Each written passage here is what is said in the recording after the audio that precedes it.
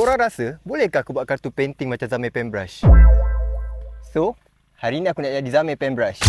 So, disclaimer awal yang aku tak pernah buat benda ni. Aku tak pernah repaint, aku tak pernah buat benda-benda ni. Tapi aku ada background seni, so dia benefit sikit kat aku. So, itulah. Dah jangan nak dengar lah budak ni borak. Baik kita pergi belajar macam mana nak buat kerja ni. So, tutorial semua aku cari kat TikTok dengan YouTube je.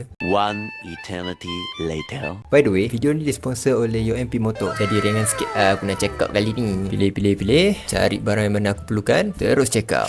Marker. Barang yang diperlukan pun mendarat. So inilah line up yang akan digunakan untuk projek kali ni. By the way, pen remover ni merupakan salah satu produk daripada UMP Motor. Ada juga produk lain. Check out TikTok shop dorang. So pertama sekali aku akan keluarkan minyak hitam dulu. By the way, video kali ni penuh dengan time lapse. Sebabnya kerja-kerja yang aku nak buat dalam projek ni amatlah renyah je. Jadi korang akan dengar aku membebel selama dalam video ni guys. So ini time lah aku nak tunjuk kat korang betapa padunya pen remover. Korang boleh komen fardu tak fardu. Ini time buat payung ASMR.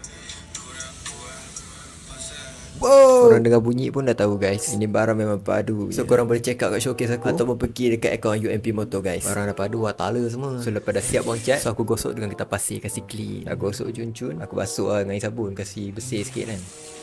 So beginilah kejadian. Settle fasa pertama. So barang semua dah ready, dah siap gosok semua, mencun. Sejujurnya aku tak ready lagi nak buat semua ni.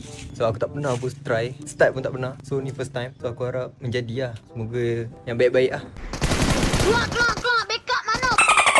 Jadi, aku pun mulakan proses spray. So, basically ada beberapa stage yang aku buat. Pertama, buang cat tadi dah settle. Kedua, basuh dah bersih kan. Ketiga, aku naikkan epoxy dulu dalam 2 ke 3 layer. Lepas tu, aku naikkan colour putih as colour base yang aku nak pakai untuk conteng nanti. Lepas tu, aku akan draw pakai marker. Then, naik clear. Settle kita punya projek.